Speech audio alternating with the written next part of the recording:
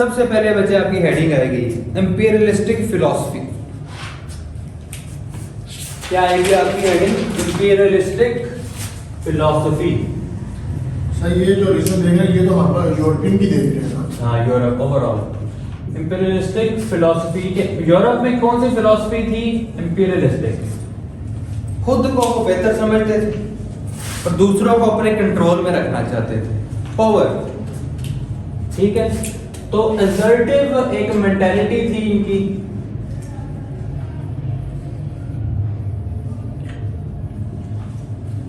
Dominant nature रखना चाहते थे। तो इंपीरियलिस्टिक अप्रोच थी, इंपीरियलिज्म को बिलीव करते थे। दो मेथड्स ये बनाते थे, टू मेथड्स अडॉप्ट किए इन्होंने ओवरऑल। अगर देखें ना, एनालाइज करें कैसे कैसे करते थे कॉलोनाइज। पहला मेथड था बच्चे कोर्सिव मेथड के, सीधा जाके कॉलोनी बना लेना, कॉलोनाइज कर लेना। लेकिन इससे क्या होता था, जो नेटिव्स होते थे वो रेजिस्ट करते थे। नेटिव्स क्या करते थे? रेजिस्ट करते थे। फिर एलिजाबेथ वन ने मेथड चेंज किया, उसने जॉइंट स्टॉक कंपनीज बनाई जो ट्रेड के नाम पे जाते थे, और वो ट्रेड के नाम पे ही गए अमेरिका में भी और इंडिया में भी आए। ठीक है, तो क्या करते थे वो? 3 स्टेप्स होते थे। ट्रेड, क्या करते थे वो? ट्रेड करते करते क्या होते थे? सेटल होते थे, और सेटल होकर फिर रूल करना शुरू कर देते।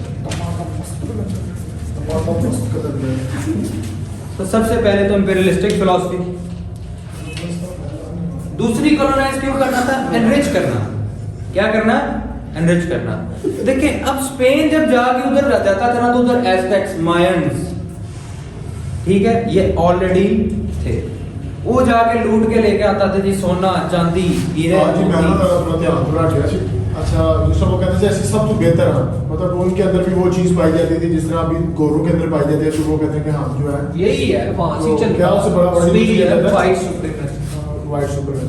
सर उसके बाद उन्होंने कहा 2 मेथड्स उन्होंने असर्टिव मेंटालिटी, उसके बाद 2 मेथड्स उन्होंने अप्लाई कॉलोनाइजेशन जो यूरोपियन के अंदर जो चली थी उसमें कि एक कॉलोनाइज नेटिव जो थे वो वहां पे रहेंगे। नहीं, कॉलोनाइज वो डायरेक्ट कर लेंगे। क्या कर लेंगे? डायरेक्ट कॉलोनाइज करेंगे, कब्जा कर लेंगे। लेकिन उसे क्या करेंगे? जो रहने वाले लोग होंगे नेटिव्स, वो रेजिस्ट करेंगे ना जी, उन्हें आने तो नहीं देंगे। लेकिन वो इसलिए इसको रेजिस्ट करते थे। तो ये मेथड इतना सक्सेसफुल नहीं था जा रहा भाइयों के लिए, उनको बार बार जंगे ये वो। तो उन्होंने क्या किया? किन के लिए नहीं था जा रहा? आप तो यूरोपियन की बात कर रहे हैं। हाँ, यूरोप ओवरऑल। तो ये मेथड पहले चलता रहा, स्पेन ने यही मेथड लगाया। सर इनमें भी पुर्तगाल ने लगाया। कौन से मुल्क हैं जो ये करते रहे? ब्रिटिश, फ्रेंच, पुर्तगाल, स्पेनिश है, पोर्चुगीज है, नीदरलैंड्स है। इंपीरियलिस्टिक का मतलब क्या होता है? क्या इंपीरियलिस्टिक का मतलब क्या होता बच्चे? है? इंपीरियल का मतलब है कि आपका कंट्रोल होना बाकी है। ठीक है, आपका। अब नियो इंपीरियलिज्म आजकल हम कैसे कंट्रोल कर रहे हैं? इंस्टीट्यूशंस के through, international institution, IMF, FATF के थ्रू कंट्रीज के डिसीजन कंट्रोल कर रहे हैं। तो पहले क्या होता था? डायरेक्ट कंट्रोल आना, डायरेक्ट अपने अंडर कर लेना। वो कैसे? कॉलोनाइज करके।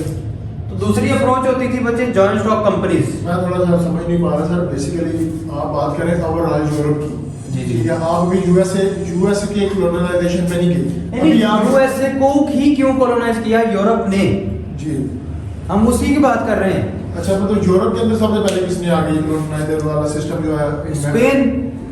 ठीक है, स्पेन ये क्लबस पे रुक नहीं गया। कि वो 2 सिस्टम अपनाते थे। पहला सिस्टम जो है वो इतना स्पेन नहीं, पहले स्पेन करते रहे थे।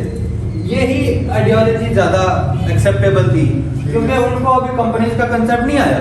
ठीक है, ये पहले यही करते थे। स्पेन, पोर्चुगीज, जितने भी थे, फ्रेंच थे, और नीदरलैंड्स वाले थे, डच, वो सारे जाते थे, वो इसी तरह करते थे, डायरेक्ट कॉलोनी सेट कर लेनी। फिर लेकिन मसला क्या होता था?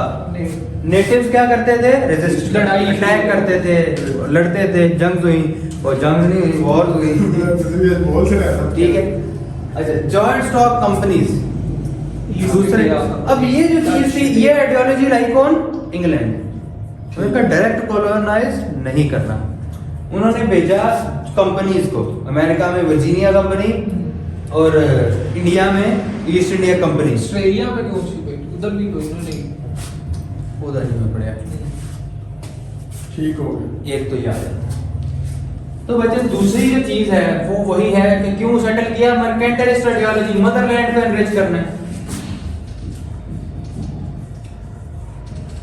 सर कॉलोनाइज का मतलब होता है कि अपने आप को वहाँ पे आप रूल करना स्टार्ट करते हैं। सर जैसे हमने उसमें पढ़ा कि जिस तरह ब्रिटिश ने किया था सब कॉन्टिनेंट में आके। बिल्कुल ऐसे ही। अच्छा, ये सिर्फ ब्रिटिश ने इधर नहीं किया, ब्रिटिश 1/3 ऑफ द वर्ल्ड को कंट्रोल कर रहा था। वो क्या कनाडा, आपका ऑस्ट्रेलिया, यूएई, इंडिया, नहीं यूएई यूएई में सर वही थे। यूएई तो दुबई है। अरे नहीं दुबई वो की तो तो ऑटोमन से सेपरेट हुआ। अच्छा, ऑस्ट्रेलिया, न्यूजीलैंड, ये जिधर भी इंग्लिश बोली इंडिया, जाती है, इंडिया, कनाडा, यूएसए तरफ अफगानिस्तान और यूके तो ना है। अफगानिस्तान में हारे हुए इंग्लैंड 3 जगह आ गए 9 से 44 तक है। हाँ, एम्पायर ऑफ इनका भी होता था सर एम्पायर ऑफ ग्रेवयार्ड नहीं, graveyard of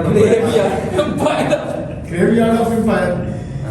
graveyard of empires, 3 empires fail हुई है ना, हाँ रशिया, यूएसए और ਉਸ ਤੋਂ ਪਹਿਲਾਂ ਵੀ ਸਰ ਸਿਕੰਦਰ ਆਜ਼ਮ ਹੋਈ ਸਾਰੇ ਜ਼ਲੀਲ ਹੋ मैं पहाड़ से पढ़ाने वाले ना सलाहुद्दीन नहीं देखें बच्चे मर्केंटाइलिस्ट आइडियोलॉजी क्या थी?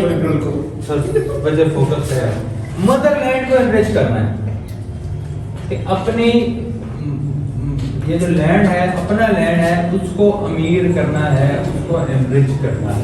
सर देखिए कैसे जिंदगी बदल जाती है कि कभी ये अमेरिका को लूटने आया, जो ये अमेरिका पूरे यूरोप को भी इसीलिए तो ये इंट्रिगिंग है कि कैसे वो जुड़ा, कैसे उसने तरक्की की। मर्केंटाइलिस्ट, मर्केंटिलिज्म, मर्चेंट नहीं होता है, मर्केंटिलिज्म।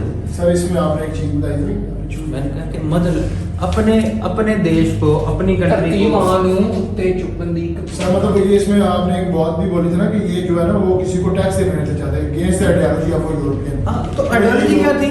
खुद को अमीर करना है, दूसरों को पैसे नहीं देने। हाँ, ये आइडियोलॉजी थी इनकी। ये आइडियोलॉजी थी कि मदरलैंड अपने मुल्क को एनरिच करना है। ठीक। तो इसी आइडियोलॉजी में अब स्पेन जब गया, स्पेन ब्रॉड बैक ब्रिजेस, वहां पे लूट मार करके जब वापस रहा तो बाकी कंट्रीज भी दौड़ी पीछे। स्पेन रिचेस गोल्ड लेके आता था, जो एज़टेक्स थे, मायंस थे, उनके पास गोल्ड लेके आता था वहां से, बाकी कंट्रीज भी लालच में उधर ही पहुंच गई। ठीक है, फ्रांस गोल्ड गया और स्पेन, इन दोनों की सबसे ज्यादा थी। सर लूटने के लिए हम लूटेड का जो वर्ड यूज होता है। अच्छा, अच्छा इनकी आपस में नहीं लगती थी कि थी कंबाइन थे फ्रांस और स्पेन नहीं अलग थे, लेकिन Spain at that time super power था यूरोप का, इंग्लैंड नहीं था। इंग्लैंड बाद में बना और बड़ी इंग्लैंड जल्दी बहुत- बने। बहुत गरीब था, यानी कि ईस्ट इंडिया कंपनी का इनिशियल बजट कितना था? $3000। शरारती रही थी ना लेकर तीसरा बचे प्रोटेस्टेंट रिफॉर्मेशन। प्रोटेस्टेंट आ गया फिर प्रोटेस्टेंट बच्चे क्या होते हैं? हमने देखा कि डार्क एजेस, और डार्क एजेस से बाहर कैसे आए? डार्क एजेस से बाहर कैसे सर आए? ये प्रोटेस्टेंट जो सेक्ट था इनका हाँ, belief कैसे आए? ये प्रोटेस्टेंट कैसे बने?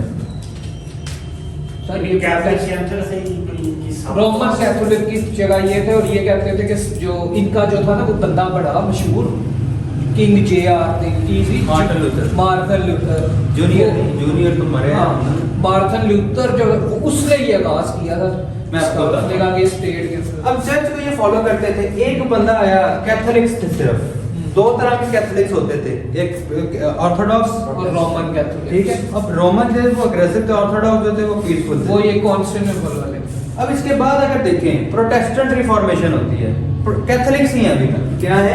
कैथोलिक्स है। वो किसको फॉलो कर रहे हैं? चर्च को। एक बंदा होता है जर्मनी में, जो मॉडर्न डे जर्मन रीजन है ना, प्रूशिया होता था तब।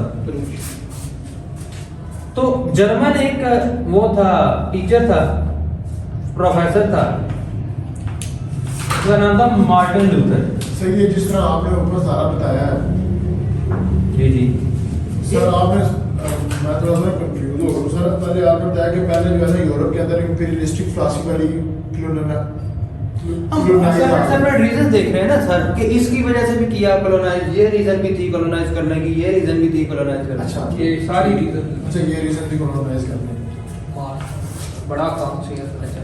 अब जर्मन प्रोफेसर है जैसे मार्टिन लूथर था, मार्टिन लूथर किंग इसका पूरा सब मार्टिन लूथर की जो ये बुक भी चलती है आजकल। नहीं वो JR है। वो जूनियर है, वो यूएसए का ही था जो I have a dream, I have a dream जिसकी स्पीच थी वॉशिंगटन। गोली पई थी ना। हाँ वो भी असैसिनेट हो गया था। मैल्कम एक्स जो मुस्लिम था वो भी गया, मैल्कम एक्स इसके साथ ही होता था, इसके बड़ा साथ इसी दीनदार movement आदमी। मूवमेंट में था। कल कराई है मैंने ये अच्छा, मूवी। उसके बड़े कोर्स मशहूर है मैल्कम एक्स के। हाँ मैल्कम एक्स बेसिकली ये जो था ना मार्टिन लूथर, ये इम्प्रेस था गांधी से, और मैल्कम एक्स मुस्लिम था। वो नमाजी आदमी पूरा। अच्छा अब क्या होता है, ये क्या इसने डिसाइड किया, जी सर। इसने डिसाइड किया कि आपने क्या करना है, मैंने चर्च ज्वाइन करना। तो ये वहां पे जो चर्च की ब्रांचेज होती थी, चर्च को ज्वाइन कर लिया उसने, जर्मनी में, प्रूशिया में। हाँ प्रूशियन रीजन। अब चर्च में जैसे ही ये गया तो उसको वहां पे क्या मिली, करप्शन। ये जो किंग ने ज्वाइन कर लिया। हाँ चर्च को ज्वाइन किया, अच्छा। लेकिन ये वहां पे गया तो इसे क्या मिली, करप्शन मिली। कि इसने देखा कि ये तो चर्च जो हमें बताया जाता है वो तो है ही, जो हमें बताया जाता है वो तो है ही नहीं। तो उसने क्या किया, इसके खिलाफ रिफॉर्मेशन मूवमेंट स्टार्ट की। रिफॉर्मेशन मूवमेंट अगेंस्ट चर्च, जिसका बेसिक पर्पस क्या था, खुदा और रिलीजन को ट्रू मीनिंग में ढूंढना। इसकी रिफॉर्मेशन मूवमेंट स्टार्ट होती है। रिफॉर्मेशन मूवमेंट आहिस्ता आहिस्ता बढ़ती है। 1517 में इसका एक पैम्फलेट आता है,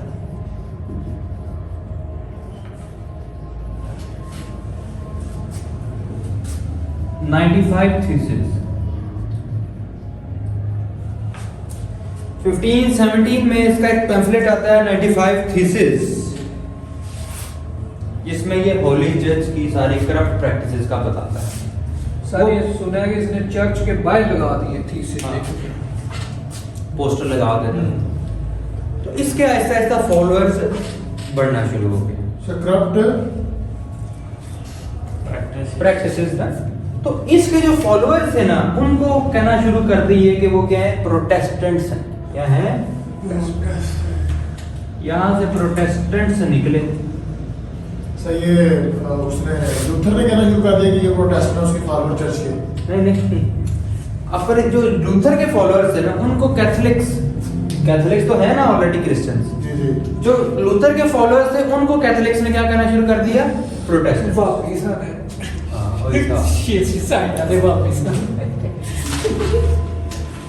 ठीक है, तो इधर से प्रोटेस्टेंट। अब प्रोटेस्टेंट्स तो माइनॉरिटी में थे। प्रोटेस्टेंट्स क्या थे, माइनॉरिटी में जो इसको बिलीव करते थे कि ये चर्च करप्ट है, और जो कैथोलिक्स थे वो मेजॉरिटी में थे। तो क्या होता है, इनके दरमियान में क्या होना शुरू हो जाता है, कॉन्फ्लिक्ट। क्या होना जाता है, अब देखिए डिवीजन आ गई, जैसे शिया सुन्नी।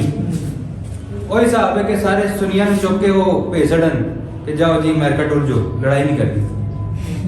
उनके पास एक जगह थी, उन्होंने यही देखा कि प्रोटेस्टेंट ये कॉन्फ्लिक्ट्स हो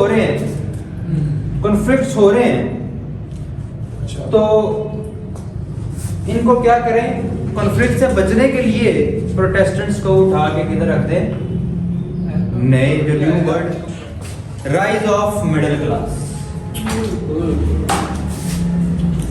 मिडिल क्लास वाले कुछ कर रूढ़ी दूसरा पैदा है, कुछ करना है। सही गल है। ये ना कमाना ते फिर रूढ़ी वाला होना चाहिए, मिडिल क्लास वाले रूढ़ी ना उधर के ना इधर। देखिए राइज ऑफ मिडिल क्लास। अब हमने देखा रेनेसां आ गया, डिस्कवरी शुरू हो गई, जॉब करना शुरू हो गए। तो रेनेसां की वजह से एक ऐसा कैडर इमर्ज हुआ। पहले तो दो ही थे ना, किंग्स और चर्च वो बहुत ऊपर और लोग बहुत नीचे। लेकिन इसकी वजह से जब लोगों ने काम करना स्टार्ट किया, एक्सप्लोर करना स्टार्ट किया, तो एक मिडिल क्लास इमर्ज हुई। अब मिडिल क्लास बढ़ती गई तो यूरोप में वो मिडिल क्लास के लिए जॉब्स नहीं थी। क्या नहीं थी? जॉब नहीं थी, वर्किंग क्लास थी। तो उन्होंने अपने करियर के लिए खुद उधर शिफ्ट हो गए और उधर जाके इनको मिलता था 50-50 एकड़ लैंड, 20-20 एकड़ लैंड। इसलिए जो अभी हब्स हैं, जो वो एक इनहेरिटेड लैंड्स वाले जो है ना, वो रईस ज्यादा है, रियल एस्टेट की वैल्यू बढ़ गई। देखें गुजरात में ना, लेट्स से गुजरात में बंदे बढ़ जा रहे हैं। रेनेसां, बच्चे रेनेसां क्या होता है कि एक ऐसा पीरियड था यूरोपियन हिस्ट्री में जहां पे उन्होंने डार्क एजेस से निकल के ना चर्च को छोड़ा और सोचना शुरू कर दिया, डिस्कवरी शुरू कर दी, आर्ट की तरफ गए, एजुकेशन की तरफ गए, तो वो डेवलप होना शुरू हुआ, काम करना शुरू हुए, डॉक्टर, मेडिसिन, हर चीज में तरक्की होना शुरू हो। अब जब ये जॉब करने वाले बढ़ गए ना, तो वो मिडिल क्लास बन गए कि ना वो लोअर है ना वो अपर है। अब उधर जैसे मिडिल क्लास बढ़ती गई, जॉब फॉर एग्जाम्पल गुजरात में, अब आप गुजरात से इस्लामाबाद जाना लोग पसंद करते हैं तो वो क्यों करते हैं? क्योंकि यहाँ पे अपॉर्चुनिटीज नहीं है, तो शिफ्ट हो जाते हैं। तो उधर भी जब नहीं थी अपॉर्चुनिटीज, तो वो क्या हो गए?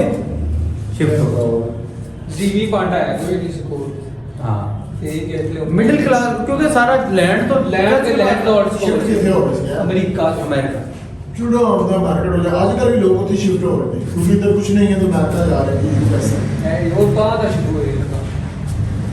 ठीक है, तो एक ये आ जाए बच्चे। बाकी आपने वही लिखने हैं जो हमने पहले देखे थे।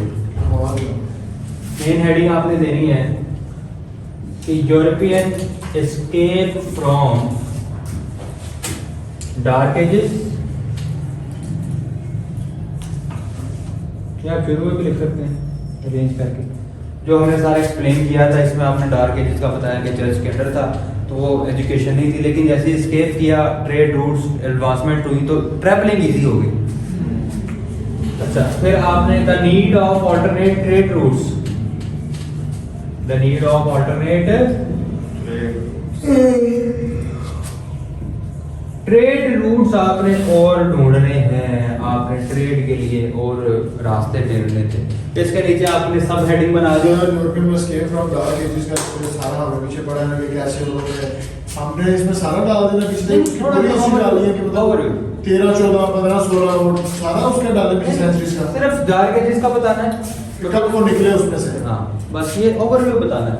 अच्छा, ऑल्टरनेट ट्रेड रूट में आपने वो क्या बता देना है कि ऑटोमन एनेक्सेशन या ऑटोमन टैक्सेशन ऑफ कॉन्स्टेंटिनोपल क्यों जरूरत पड़ी ना।